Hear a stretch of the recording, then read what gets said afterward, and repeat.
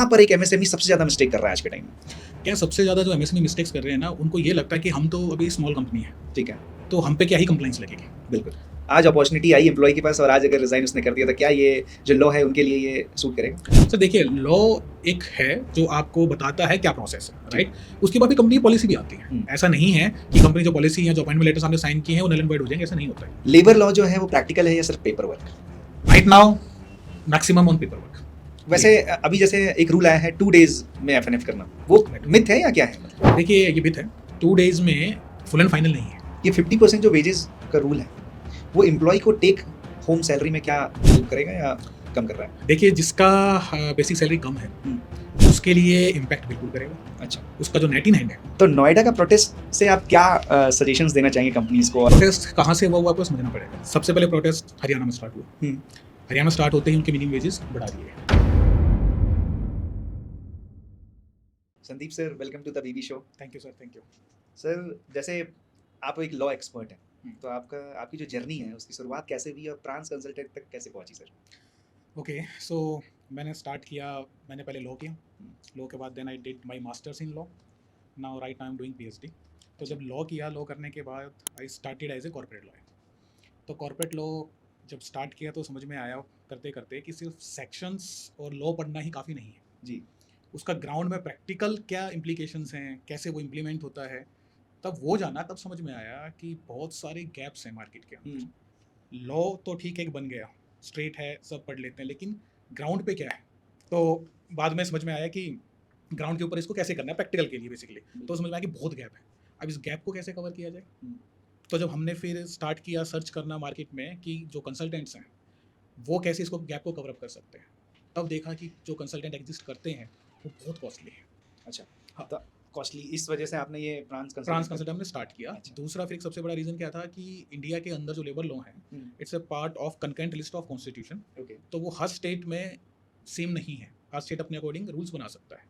तो सेम ना होने की वजह से हर स्टेट में आपको कंसल्टेंट से आपको बात करनी पड़ती थी, आपको मैनेज करना पड़ता, तो वो बड़े कॉस्टली हो रहे थे। ठीक है। तो इसलिए फिर हमने आइडिया आया फ्रांस कंसल्टेंट का कि एक ऐसी कंपनी बनाई जाए जो बड़े ही रीजनेबल रेट के ऊपर ठीक है। पूरे इंडिया के अंदर हर स्टेट में हर कंपनी को, mid size, lower side, big size, सबको एक एडवाइस दे और उनके लेबर लॉ कंप्लीट, जो लेबर जो भी कंप्लाइंस हो कंप्लीट करके दे। अच्छा। तो हमने स्टार्ट किया फ्रांस कंसल्टेंट। फ्रांस कंसल्टेंट जो है, अभी आपने बताया कि ये बहुत ही मिनिमम प्राइस में सॉल्व करके दे रही है जितने भी कंपनीज हैं उनके कंप्लाइंसेस को। राइट, हर एक स्टेट के डिफरेंट डिफरेंट चार्जेस होते हैं, आपने बोला, और Right. उस चीज़ को देखते हुए आपने ये कंपनी की शुरुआत करी राइट। कि आप किस तरीके से आप बहुत ही कम एक कॉस्ट इफेक्टिव में आप दे सकते हो सारी चीज़ें। तो आप मुझे ये बताएं, जो स्टार्टअप और एमएसएमई होता है, उसे कौन से लीगल मिस्टेक्स को ध्यान में रखना चाहिए और कहाँ पर एक एमएसएमई सबसे ज़्यादा मिस्टेक कर रहा है आज के टाइम में? क्या सबसे ज़्यादा जो एमएसएमई मिस्टेक्स कर रहे हैं ना, उनको ये लगता है कि हम तो अभी स्मॉल कंपनी है, ठीक है, तो हम पे क्या ही कंप्लाइंस लगेगी। बिल्कुल।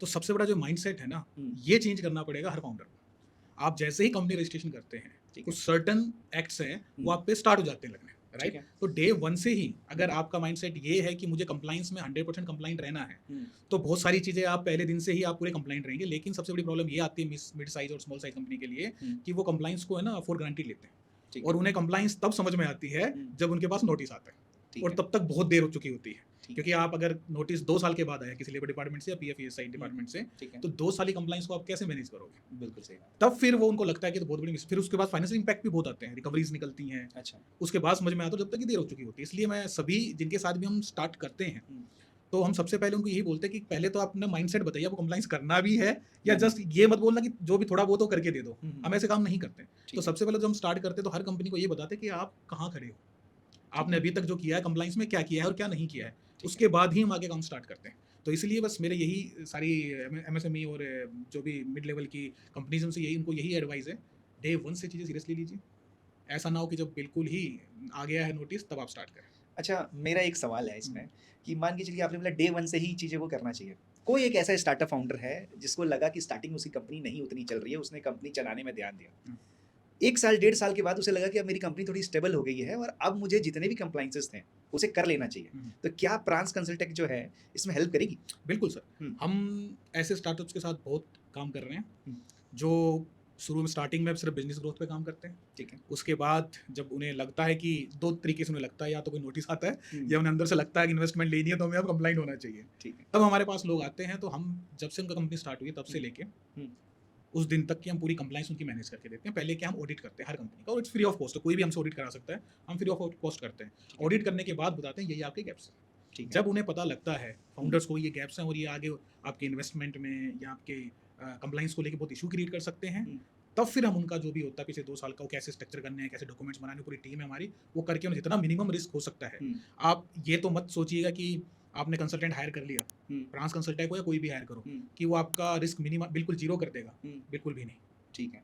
क्योंकि आप कंप्लाइंस को एक स्ट्रक्चर कर सकते हैं, अवॉइड बिल्कुल भी नहीं कर सकते। तो कोई ऐसी स्टोरी अगर आप शेयर करना चाहें कि आपने कोई बिजनेस को बहुत सारे लॉसेस से बचाया है, वो बिल्कुल ऐसे टाइम पे आ गई थी कि वो बहुत ही रिस्क हो गया था उनको, बट फ्रांस कंसल्टेंट ने उन्हें बहुत ही अच्छा गाइडेंस दिया। सर ऐसे तो बहुत सारे एग्जांपल हैं, लेकिन अभी मैं लेटेस्ट बताता हूँ आपको कि एक आईटी कंपनी है Gurgaon based, they have around 80 employees. ठीक तो है। उनको स्टार्टिंग में लगा छोटी कंपनी 80 एम्प्लॉइज का क्या ही होता है, उन्होंने कोई कंप्लाइंस नहीं कर रखी थी। ठीक है। बस एक एम्प्लॉय ने लेबर डिपार्टमेंट में कंप्लेंट की थी अच्छा। सैलरी को लेके। ठीक है। और वो एक सिर्फ, और उसने लेबर डिपार्टमेंट ने कंप्लेंट की। अब उसको पता नहीं किसने, या तो लेबर डिपार्टमेंट वालों ने बताया या खुद ही गूगल पे सर्च कर लिया उसने फिर हर जगह कंप्लेंट डालनी स्टार्ट कर दी। जब अच्छा। लेबर डिपार्टमेंट में डाली, गए, उसकी सैलरी थी वो दी, जब देने के बाद उसको लगा कि यार सैलरी मिल सकती है तो और भी बहुत सारी नॉन कंप्लाइंस करती है कंपनी। हाँ। आजकल एम्प्लॉय तो बड़े स्मार्ट और होना भी चाहिए। बिल्कुल। तो उसने फिर पीएफ में कंप्लेंट डाली, ईएसआई में कंप्लेंट डाली, इनकम टैक्स में, जीएसटी पता नहीं कहाँ डाली। तो हम तो लेबर लॉ वाले हैं, तो हम तो आपको सिर्फ लेबर लॉ की बात बता पाएंगे। बिल्कुल। तो जब पीएफ में और ईएसआई में डाला, तो जब उनके पास इंस्पेक्शन आई तो पता लगा वो तो रजिस्टर्ड ही नहीं है, ना वो पीएफ में रजिस्टर्ड है ना वो ईएसआई में रजिस्टर्ड है। तो कितने एम्प्लॉय मिनिमम रहने चाहिए कि आप पीएफ डिडक्शन करवा सकें? हाँ, तो पीएफ के लिए है 20, 20। अच्छा। और वॉलंटरी में भी आप कर सकते हैं, 20 से कम पे भी कर सकते हैं, लेकिन 20 से और अगर 20 ज़्यादा होती है, वो कराना ही पड़ेगा। और अगर 20 एम्प्लॉय नहीं है तो इतना कोई मैंडेट नहीं है? हाँ, यस, पीएफ मैंडेट नहीं है, लेकिन जो ईएसआई है वो स्टार्ट होता है 10 एंड मोर पे। अच्छा, 10 10 एंड मोर पे स्टार्ट हो जाता है। ठीक है। लेकिन उनको, और टू बी फ्रैंक, कंपनी के फाउंडर्स को पता ही नहीं था कि हम पे कौन कौन से लॉ एप्लीकेबल होते हैं। ठीक मतलब छोटी कंपनी है, कितने ही होते होंगे। बिल्कुल। लेकिन जब वो हमारे पास आए, जब हमने उनकी ऑडिट की, तो पता लगा कि उनके ऊपर तो बहुत ज़्यादा फाइनेंशियल बर्डन आ रहा था। ठीक है। क्योंकि वो ना तो किसी का पीएफ ना ईएसआई कुछ नहीं कर रहे थे, और हर डिपार्टमेंट से नोटिस आ चुके थे। फिर जो भी डॉक्यूमेंटेशन होती है, जो सैलरी स्ट्रक्चर है, वो भी उन्होंने स्ट्रक्चर नहीं कर रखा था।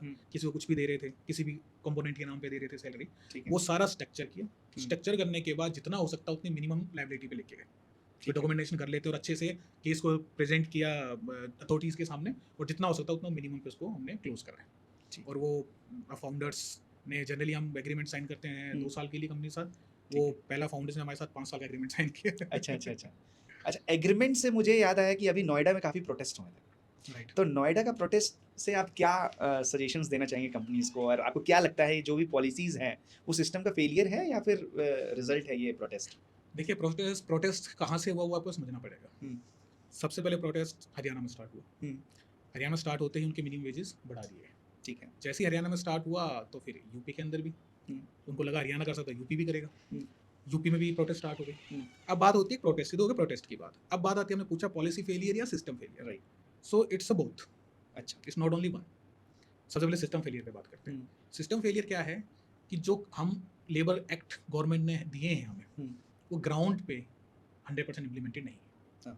ये सबसे बड़ा आपका सिस्टम फेलियर है। तो ये पॉलिसी का गैप भी बोल सकते हैं? ये पॉलिसी गैप बोलते हैं। पॉलिसी गैप क्या है कि जो कंपनीज हैं, वो सब नहीं बोलूँगा मैं, पर जो काफ़ी कंपनीज हैं जो अपनी पॉलिसी इस तरीके से बनाती हैं कि जितना उसके एम्प्लॉय का एक्सप्लॉइटेशन। ओके। और आप समझ भी सकते हो 15-16 हज़ार रुपये में। और इधर देखा जाए, अगर आप बात करते हैं वर्कर्स की, तो वर्कर की लाइफ भी इजी नहीं है। आपको दिख रहा है कि उनको जॉब मिली हुई है, हाँ, लेकिन जो उनको सैलरी मिल रही है, क्या उसमें सर्वाइवल हो सकता है? बिल्कुल भी नहीं। नोएडा, गाजियाबाद, गुड़गांव, मानेसर जैसी जगह में आप सर्वाइव कर सकते हैं? बिल्कुल भी नहीं।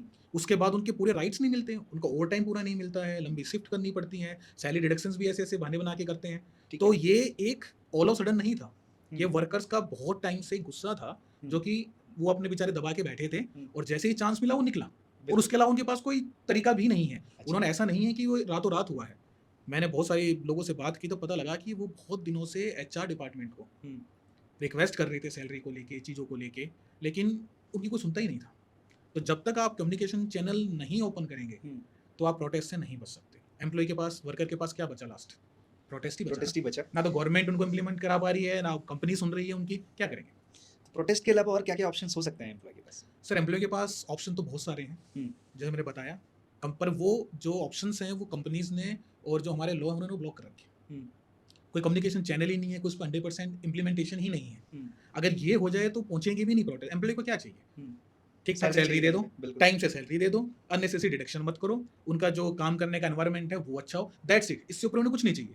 ठीक है, उसी में कंपनी कॉम्प्रोमाइज करती है तो एम्प्लॉय क्या करेगा? ठीक है।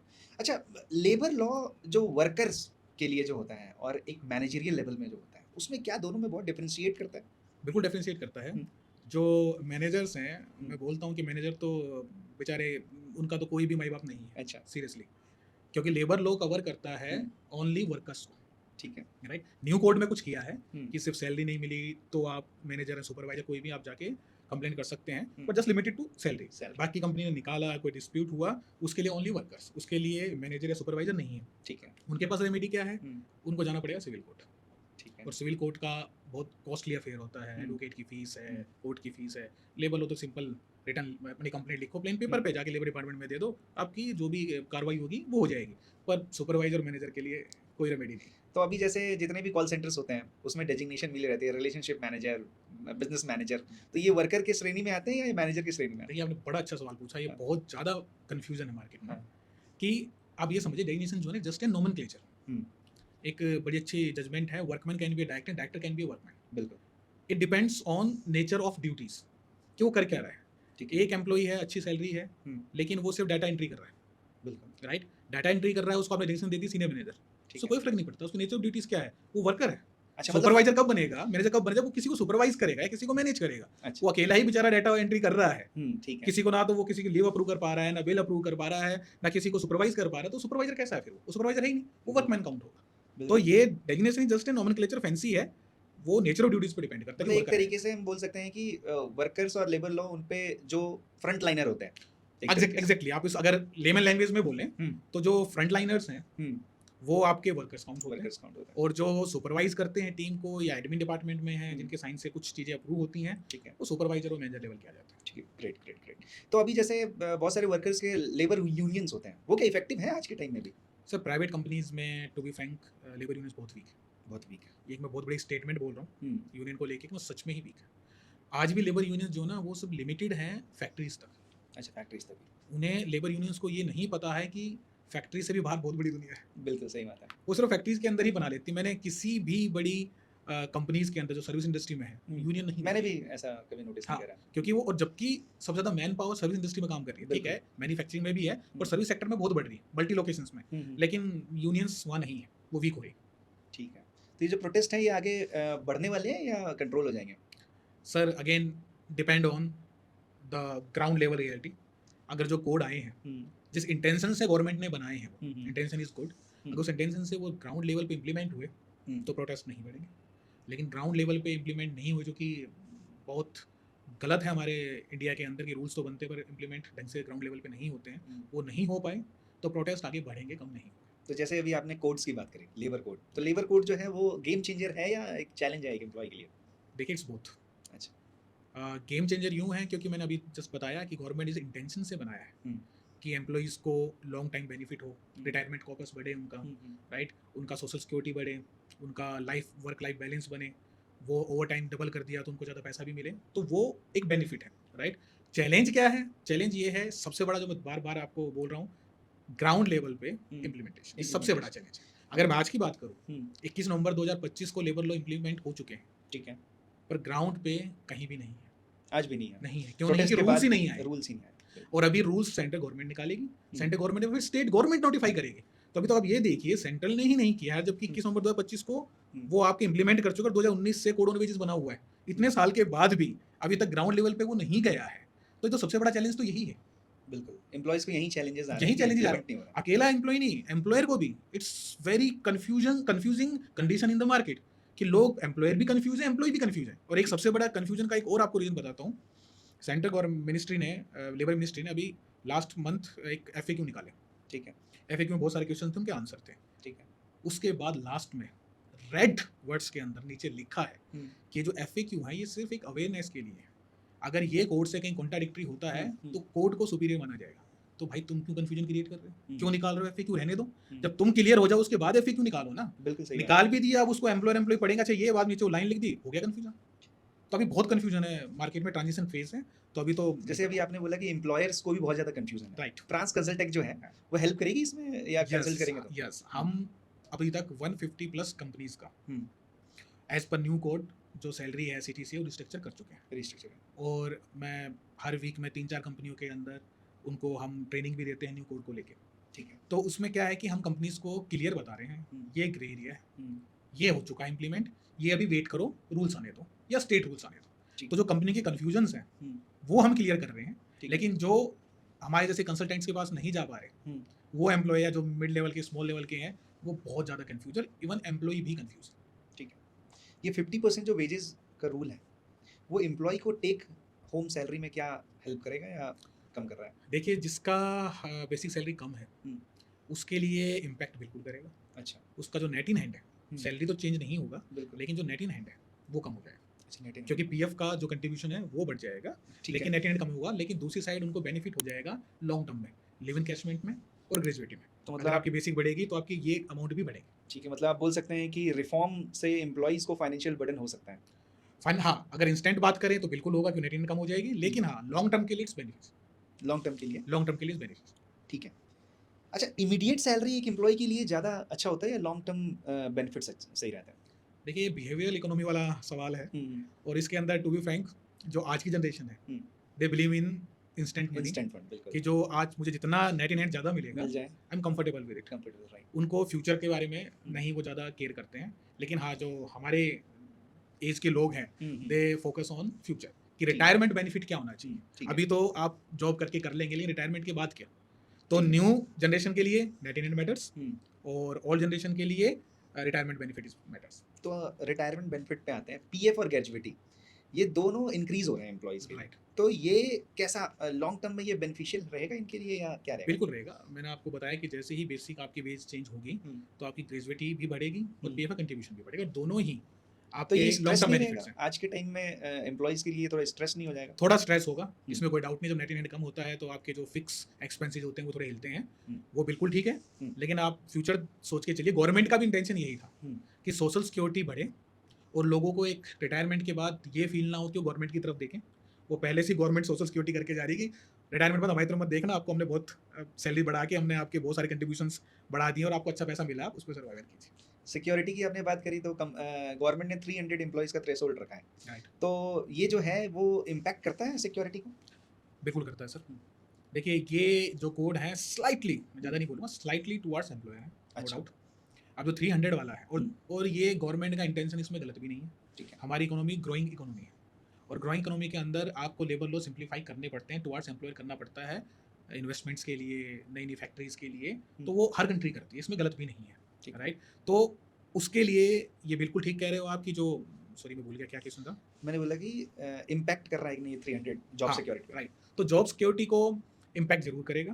पहले क्या था, और ये हायर फायर वाला चीज़ नहीं है, ये सिर्फ क्या है कि कंपनी में अगर रिट्रेचमेंट हो रहा है, ले ऑफ हो रहा है, उसके लिए बहुत जेन्युइन रीजन हो सकते हैं। इसको अगर बहुत आसान भाषा में लोगों को समझाना चाहें कि ये क्या है 300 लोग सोचते हैं कि मेरी कंपनी में अगर 300 से कम एम्प्लॉय है मैं कभी भी निकाल सकता हूँ, ऐसा भी सोचना है बहुत होगा। राइट, तो ये कैसे, इसको आसान भाषा में कैसे समझें? आसान भाषा में बताता हूँ कि ये बिल्कुल भी ऐसा नहीं है। ये रूल है सिर्फ ले ऑफ के लिए, रिट्रेचमेंट के लिए। ठीक है। ले ऑफ ये क्या होता है कि अगर आपकी कंपनी का बिजनेस डाउन आ गया, ठीक है, या आपकी कंपनी में टेक्नोलॉजी आ गई, अपने लोग नहीं चाहिए, तो दैट्स कॉल्ड ले ऑफ।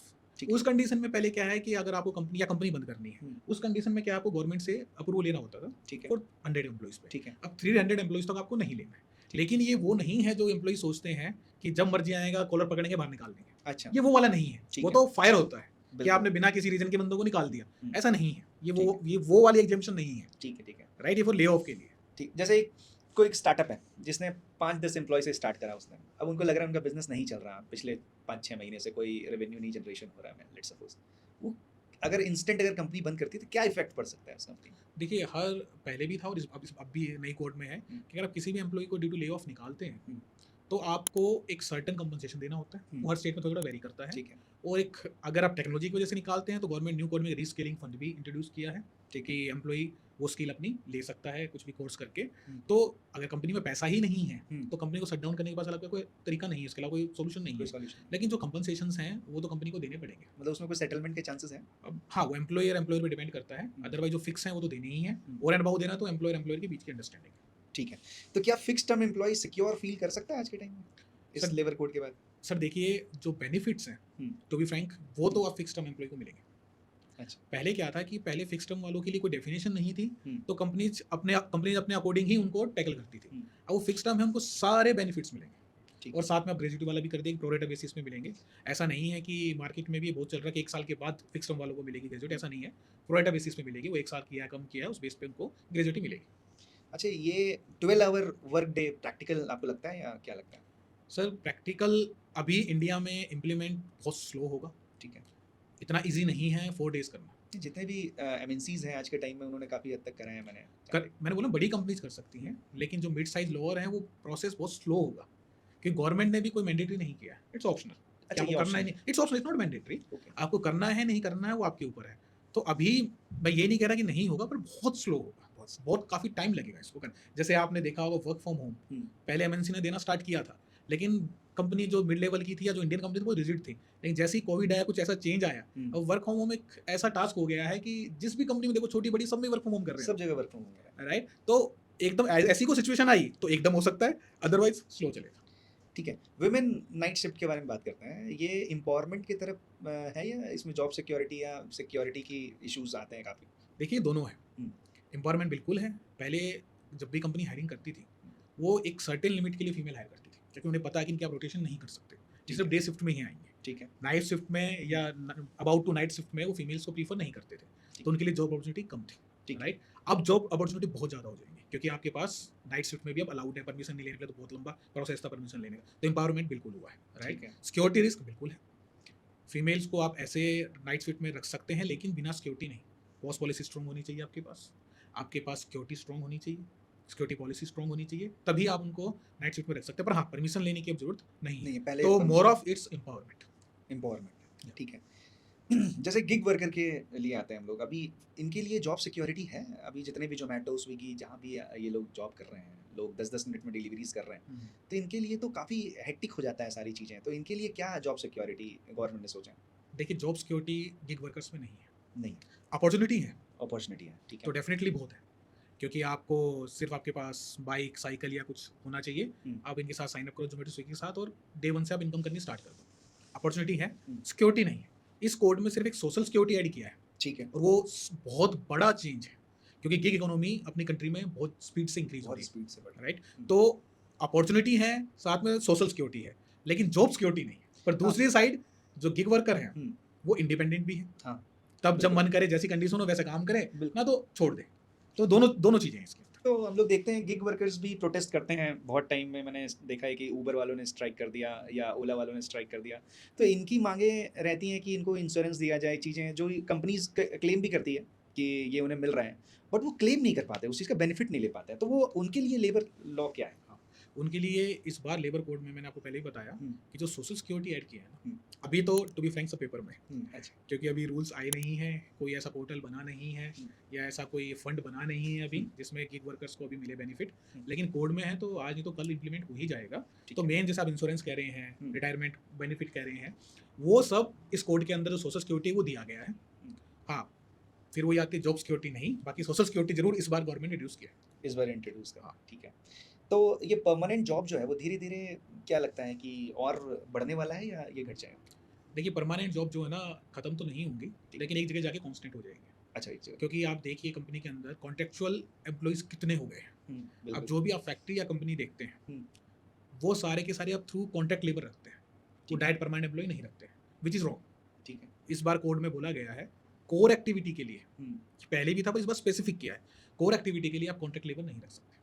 ठीक है, लेकिन अब वो ग्राउंड पे कितना इंप्लीमेंट होता है वो देखने वाली बात है। ठीक है। लेकिन कॉन्ट्रैक्ट का जो कल्चर है अपने इंडिया में बहुत स्पीड से बढ़ा है, और यही अगर बढ़ता रहा तो परमानेंट जॉब एक जगह जाके कांस्टेंट हो जाएंगे, नहीं बढ़ेंगी। फिर एक फिक्स टर्म का भी जो अब इंट्रोड्यूस कर दिया है, हुँ, तो कंपनी जो स्टार्टअप्स हैं, मिड कंपनीज हैं, वो यही प्रीफर करेंगे कि एक परमानेंट लाइबिलिटी लेने से बेटर है फिक्स टर्म करें, उसके बाद उनका रिन्यू कर देंगे, लेकिन अभी फिक्स टर्म से स्टार्ट करेंगे। तो ये कल्चर फिक्स टर्म वाला, कॉन्ट्रैक्ट वाला बढ़ेगा हुँ, अगर गवर्नमेंट ने ग्राउंड पे अच्छे से इंप्लीमेंट नहीं किया तो, और परमानेंट कांस्टेंट हो जाएगा। अदरवाइज फिर परमानेंट बढ़ेगा अगर ढंग से इंप्लीमेंट हो गया तो। ठीक। तो सर, अगर आज के टाइम में अभी लेबर कोड्स हैं, अगर मैं बिल्कुल अपने व्यूअर्स को बताना चाहूँ, एम्प्लॉयी के लिए भी और एम्प्लॉयर के लिए भी, क्या 2 बेनिफिट्स और डिसएडवांटेज, ये दोनों आप मुझे एम्प्लॉयी के पॉइंट ऑफ व्यू से भी आप बताइए और एम्प्लॉयर के पॉइंट ऑफ व्यू से। तो एम्प्लॉयर के लिए पॉइंट ऑफ व्यू से सबसे फर्स्ट है कि आपको अगर ले ऑफ करना है तो अप टू 300 एम्प्लॉइज आपको डिपार्टमेंट से परमिशन नहीं लेनी, गवर्नमेंट से परमिशन नहीं लेनी है, फर्स्ट। ठीक है।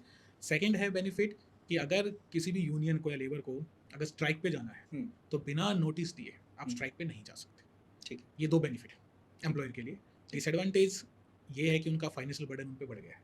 जैसे ये कोड 50% वेजेस वाला आया है तो उनका जो फाइनेंशियल इम्पैक्ट है ग्रेजुएटी का, लिव इनकैशमेंट का, पीएफ का, ये सब उनका बढ़ गया है। तो एक डिसएडवांटेज ये है फर्स्ट। सेकंड क्या है जो इंट्रोड्यूस किया है आपकी गिग इकोनॉमी के लिए भी, कि जो गिग वर्कर्स रखते हैं उनको अपने टर्नओवर का 1 to 2% सोशल सिक्योरिटी में डालना होगा गिग वर्कर के लिए। अच्छा। पहले ऐसा नहीं था। अच्छा। तो ये जैसे सीएसआर टाइप जो काइंड ऑफ तो फिर ये एक उनके ऊपर फाइनेंशियल, मतलब बेसिकली एम्प्लॉयर के ऊपर तो फाइनेंशियल बर्डन ही आ रहा है दोनों साइड से। तो ये डिसएडवांटेज है। ठीक है। एम्प्लॉय की साइड से बात करें एडवांटेज, तो सबसे बेस्ट एडवांटेज ये है कि उनका जो रिटायरमेंट कॉर्पस है वो बढ़ेगा। ठीक है, राइट, फर्स्ट। सेकंड जो सबसे बड़ा है रिस्किलिंग, कि जो रिस्किलिंग फंड गवर्नमेंट ने इंट्रोड्यूस किया है, लोग अगर अपडेट नहीं हो रहे हैं, जॉब जा रही है, तो वहाँ से वो अपडेट होके दोबारा जॉब ले सकते हैं। डिसएडवांटेज ये है कि काफ़ी लोगों का जो नेट इन हैंड है एम्प्लॉइज़ का, वो ये कोड इम्प्लीमेंट होने के बाद आपका नेट इन हैंड कम हो जाएगा, राइट, फर्स्ट डिसएडवांटेज।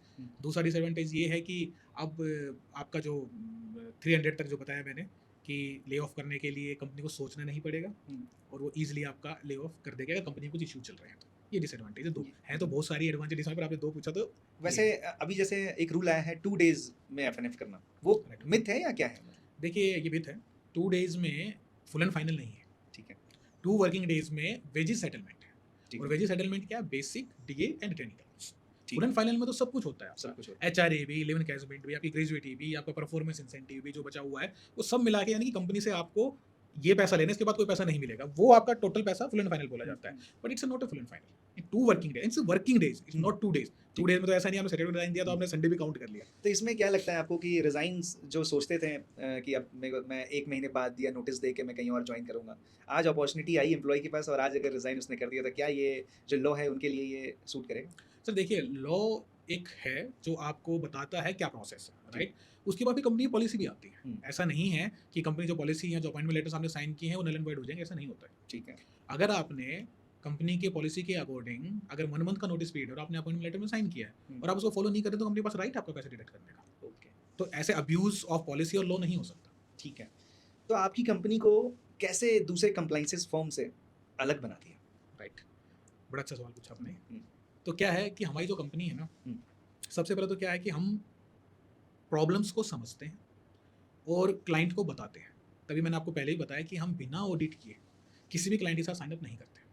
और हम बोलते हैं पहले ऑडिट करेंगे, उसके बाद हमारे साथ काम करो ना करो वो अलग मैटर है। क्योंकि जब तक हम क्लाइंट को ये नहीं बताएंगे कि आप कहाँ कहाँ वुफ अप कर रहे हैं, कहाँ कहाँ पे फाइनेंशियल इम्पैक्ट आ सकता है, तब तक क्लाइंट को नहीं समझ में आएगा कि हम क्या कर रहे हैं या उन्होंने पास्ट में वो क्या कर चुके हैं। ठीक है। तो सबसे पहले तो क्या हम बिना ऑडिट किए, बिना एक बताए आपको कि आप कंप्लाइंस के लेके कहाँ हो, हम आगे नहीं बढ़ते। और आपने बताया कि ऑडिट आपका बिल्कुल फ्री ऑफ कॉस्ट होता है। ठीक है, फर्स्ट थिंग। सेकंड थिंग, उसके बाद हम ये नहीं बताते हैं, एक मैंने अपने लास्ट एक पॉडकास्ट में बोला था कि इंडिया के अंदर जो कंप्लाइंस चलती है, लेवल ऑफ कंप्लाइंस, वो सारा फियर पे चलती है। ये कर दो नहीं तो ये हो जाएगा, डराते हैं और फिर वो काम लोग तो कराते हैं। जाना भी नहीं चाहते हैं, जाना भी नहीं चाहते, लेकिन हम वो बिल्कुल भी नहीं करते। हम सिंपल बोलते हैं कि ये आपका सिचुएशन है, इसको इस तरीके से ये करके मैनेज किया जा सकता है। तो ये चीजें जो मैनेज नहीं हो सकती तो उसके लिए आप फाइनेंशियल इम्पैक्ट के लिए तैयार रहिए। ठीक है। तो डराना नहीं है, क्लियर वे में बोल। वैसे भी आपने बोला कि फाइनेंशियल बर्डन तो एम्प्लॉयर के ऊपर आ नहीं रहा क्योंकि आप बहुत कॉस्ट इफेक्टिव, राइट। तो पहले तो ऑडिट हो गया, फिर उसको कैसे सॉर्ट आउट करना है। तीसरा होता है कॉस्ट इफेक्टिव। हम बहुत कॉस्ट इफेक्टिव हैं, इसलिए हैं क्योंकि हमारे हर स्टेट में अपने खुद के एम्प्लॉय। अच्छा। काफ़ी जगह हमारे ऑफिस हैं, बेंगलोर में, असम में, कलकत्ता में, दिल्ली में, मुंबई, हमारे खुद के ऑफिस हैं। कितने टाइम हो गया आपके इस फॉर्म को start? It's around 5 years. 5 years. 5 साल में आपने हर एक स्टेट, हर स्टेट में हमने, हर स्टेट में और ऑफिस हमारे, मैंने बताया आपको, हमारे असम, बेंगलोर, कलकत्ता, मुंबई और दिल्ली में, और गुड़गांव में हमारा हेड ऑफिस है। तो इतना जल्दी इतना नेटवर्क आपने बना लिया? सच बताएं हमें भी नहीं पता लगा कैसे बन गया। अच्छा। क्योंकि हुआ क्या कि हम जो ना जिस क्लाइंट के सामने काम करना स्टार्ट किया, वो ही हमें हर स्टेट में ले जाता रहा। ओके।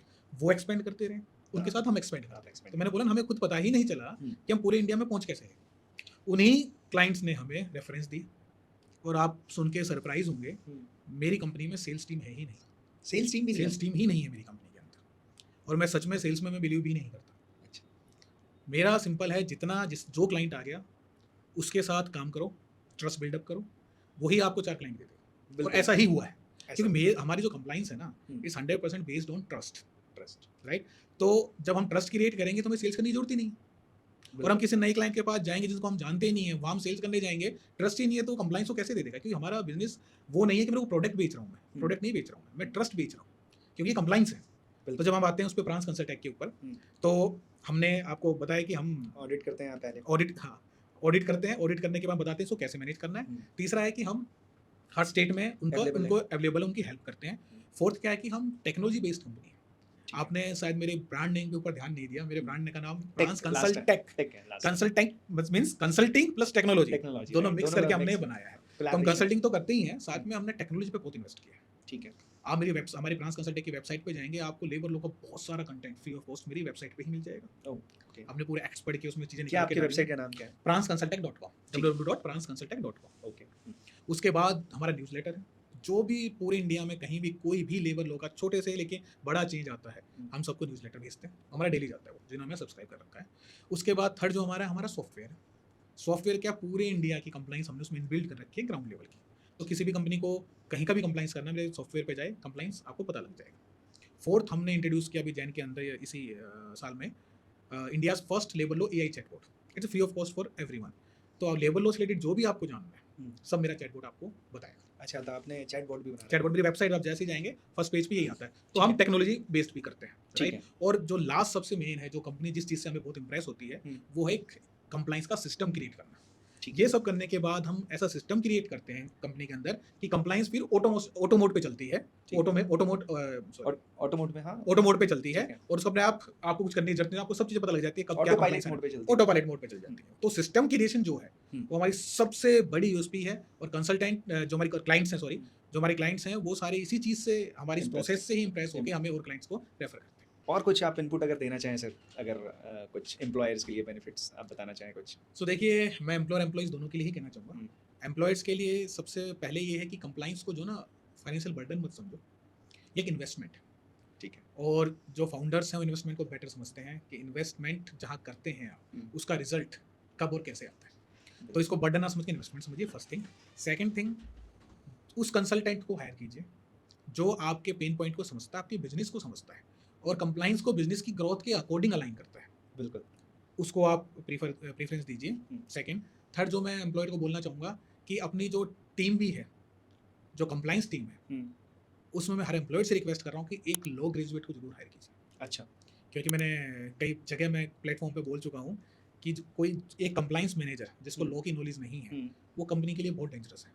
अच्छा, और जो स्टार्टअप्स होते हैं या मिड लेवल के होते हैं, वो क्या करते हैं, कोई एचआर का एमबीए करके आया है, उसको हायर किया, आप ही कंप्लाइंस देख लो। वही कंप्लाइंस हर एक कंपनी में यही होता हर कंपनी में यही होता है। अब उस एम्प्लॉय की भी गलती नहीं है, क्योंकि एक लॉ पढ़ना और एक प्रैक्टिकली उसको समझना, ये बहुत डिफरेंस है। क्योंकि बहुत लॉ के अंदर ग्रे एरिया बहुत है, कॉम्प्लेक्स बहुत है, और कॉम्प्लेक्स चीज़ को ईजी करना वही कर सकता है जिसने प्रैक्टिकल एक्सपीरियंस लिया हो। तो ये तो एम्प्लॉयर के लिए है। एम्प्लॉयज़ के लिए है कि अपने राइट्स जानिए, और जो भी न्यूज़ चलती है उस पर एक्साइटेड मत होइए, चीज़ों को रिसर्च करिए। जैसे ग्रेजुएटी के लिए आया था कि अब 1 साल में ग्रेजुएटी मिलेगी, तो जो रेगुलर एम्प्लॉइज थे दे वर वेरी एक्साइटेड। मेरे बहुत क्लाइंट्स की क्वेरी आई कि हमारे रेगुलर एम्प्लॉय भी कह रहे हैं कि हमारी तो ग्रेजुएटी बन चुकी है, बिल्कुल, दीजिए हमें। तो लेकिन वो रेगुलर एम्प्लॉइज़ के लिए, फिक्स टर्म वाले एम्प्लॉइज़ के लिए, फिक्स टर्म वालों के लिए। फिर ओवर टाइम के लिए है। ओवर टाइम का भी एम्प्लॉइज़ ने जब कोड में आया कि मिलेगा, तो सब एक्साइटेड थे कि अब तो मैनेजर को भी मिलेगा, सुपरवाइजर को भी मिलेगा। तो जितने जो आपके राइट्स हैं उनके लिए आप अवेयर रहिए, पढ़िए, रिसर्च करिए, या जो भी आपके फ्रेंड सर्कल में कोई कंसल्टेंट है उनसे अपने राइट्स जरूर जानिए और अपने राइट्स को यूज करिए। ऐसा नहीं है, पहली बात तो सबसे बड़ी प्रॉब्लम ये है कि अवेयरनेस नहीं है। पहले तो खुद अवेयर होइए, अपने साथ काम करने कलीग्स को अवेयर कीजिए कि जो आपके राइट्स हैं आपको मिलने चाहिए। तो फॉर एम्प्लॉइज मैं ये कहना चाहूँगा। तो एक रैपिड फायर राउंड करते हैं। ओह अच्छा, रैपिड फायर भी है। बिल्कुल। चलिए। तो इस पे आपको मैं 2 ऑप्शंस दूँगा, उसमें से एक ऑप्शन आपको चूज़ करना है, प्लस अगर आप थोड़ा ब्रीफ भी कर सकें कि वो क्यों आप चूज़ कर रहे हो तो। ठीक। तो फिर सैलरी या जॉब सिक्योरिटी?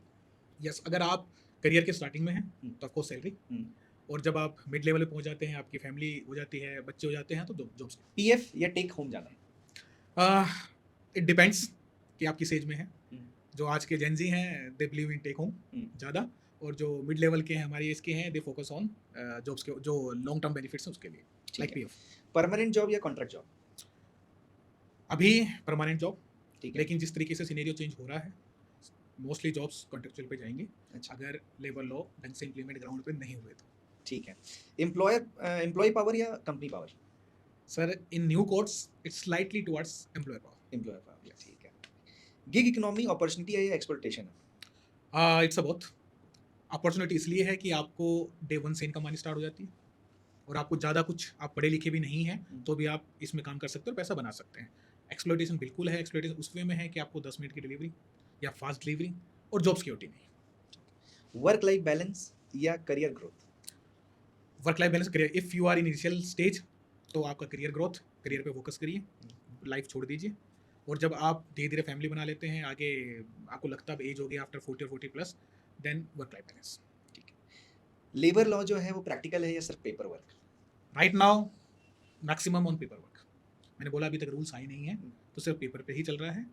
जब रूल्स आ जाएंगे, ग्राउंड लेवल पे सब होगा, स्टेट्स रूल्स बना लेंगे, देन ऑफ कोर्स जो इंटेंट है गवर्नमेंट की रूल्स लाने की वो बहुत अच्छी है। अगर वो पूरी सक्सेसफुल होती है तो लेबर कोड्स सच में ही बहुत चेंजिंग होंगे अपनी इकोनॉमिक, जो अपनी इंडियन ग्रोथ है उसके लिए, इकोनॉमिक ग्रोथ के लिए। न्यू लेबर कोड अपॉर्चुनिटी है या रिस्क?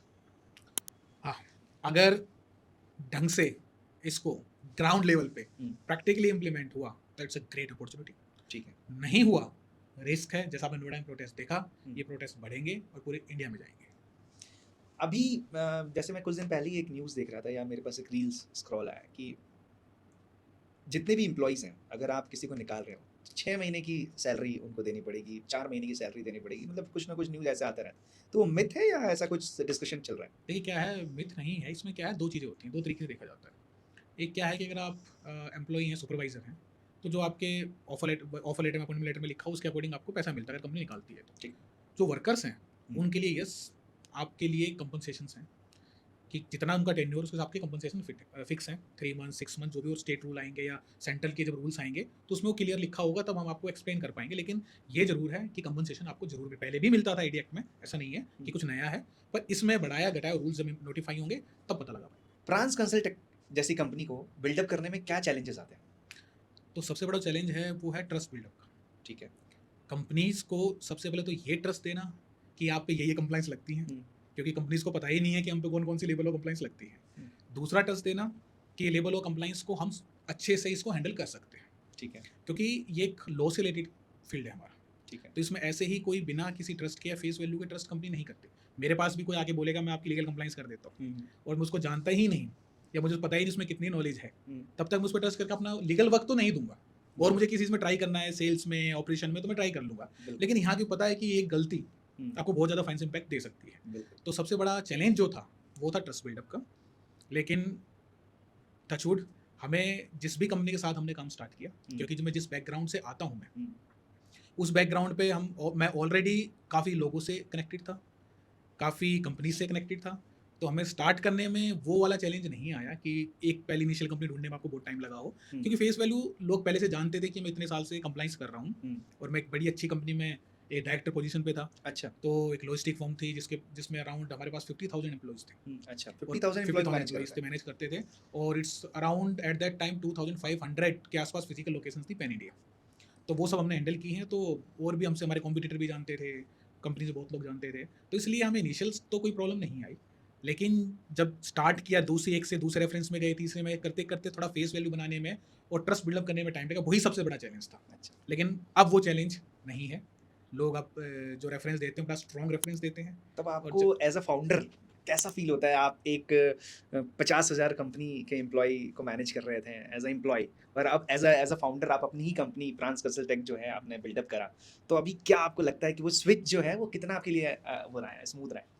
देखिए, स्मूथ तो बिल्कुल भी नहीं था।